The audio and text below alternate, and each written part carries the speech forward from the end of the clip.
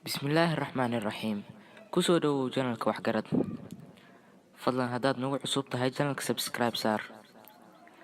Waa barnaamijkeeni la magac baxay Qosol oo Haquusan. Barnaamijku waa barnaamij taxane ah. Maalin kastoo Jimco ahna wuxuu ka baxaa channelka Waxgarad. Fadlan si uusan kuu seegin channelka subscribe saar. Aan guda galno marka sheekooyinkeena. Hadda ka hor waxaa leeyahay laba naag oo maseer ka siiyay mid batan kale ka darantee ay isku imaadeen. midaas soo booday waxay dhahday tan kale la hadlaysaa wuxuu ku dhahday ninkaaga inuu naag kale ka imaado waxa ku garan kartaa caawa markuu imaado dharkiisa tinka baar saaxiibta hayay dhahday markuu ninkeeda imaade iyo tinka baarte wax tini ka weyse saaxiibta intii ninkeeda u imaatay ku dhahdabo waryaaya waa naagta bidaarta leh ka imaatay caawa sheekadan ila dhageysta hadda ka horaa nina wuxuu lahaa sac madow iyo sac cad waxa u imaatay naag wariye ah si ay u wareysato marka hore alaabteeda si way diyaarsatay wixii ku soo furfuratay markii dambe wareysigiisa la soo gaaray intuu imaatay ku dhahday walaal la ahan intee ka waraabisaa saaxiibkaaga soo booday wuxuu dhahay tan cad mise madow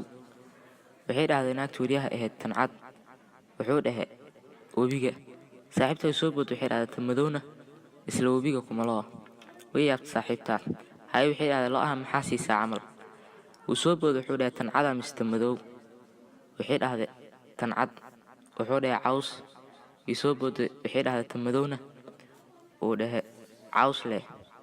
naagtu way wareertay waxay dhahday war maanta dhan maxay u kala qaadaysaa camal haddaa isku wax siisay isku wax meel ka waraabisid wuxuu dhahay sababtoo ah tan cad anaa iska leh soo booday tan madowna anaa iska leh u taagan yahay waana sababta keentay inay kabaheeda ka cararta naagta wariyaha ahayd sheekadan dhageysta gabadh dhalinyaro ahayd hadda ka hor wuxuu imaatay nin khabiir ah markaasii dhahday waxaa rabaa camal maadaama ragga ay fiiriyaan maadaama ragga ay dumarka qurux ku raacaan waxaa ka cabsanaa markaa duqoobo inuu ninkayga iga taga camal naag kale oo qurux badan iga aado marka ana saas ma rabi see walwalka iskaga joojiya camal saaxiibka nin khabiir u ahaa oo wax la weydiiyey inuu ka aamuso ka xishoodano wuxuu dhahay saas mi ahaa haynin oday guurso markay quraxda sii dhamaanayso asna aragiisa uu sii dhamaanayo naagina maxaa kale haysto sheekadan dhageysta marka sheekadan waxaa la dhahaa shaxaarigii iyo ninkii masaarka badnaa hadda ka horaa waxaa le nin feero weyn isbitaalka imaaday markaasaa wuxuu dhahay dhakhtarkii wareystay maxaa kugu dhahay camal soo booday wuxuu dhahay maalin anoo shaqo ka imaaday gurigaygaa shanqara ka dhex maqle waxaa ismoodsiiyey in oo naagteeda nin kale ula jooga camal gurigaa xoog ku soo gale naagteediioo sararta jiiftaa arke markaas daaqada fiiriye waxaa arkay nin orod meesha ku marayo oo shaatiga jid ku xirnayo ciil dartiis furunjeerka oo qolkayga ku dhex jira qaade daaqada kor uga tuura kumalo waa ku tuure markuu intaas maraya isbitaalkaasna waxaa la keenay nin amoodid inuu tareen soo dardare dhakhtarkii oo imaadaasna war maxaa kugu dhacaale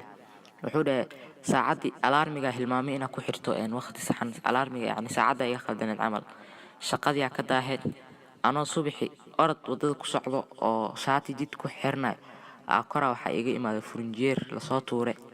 markuu asna intaas maraya isbitaalka waxaa imaaday nin kale asna xaaladiisa aad u liidato dhakhtarkii wareystay wuxuu dhahay war adna maxaa kugu dhacay wuxuu dhahay naag la qabo shukaansanay markaasaa waxaa imaaday ninka qabe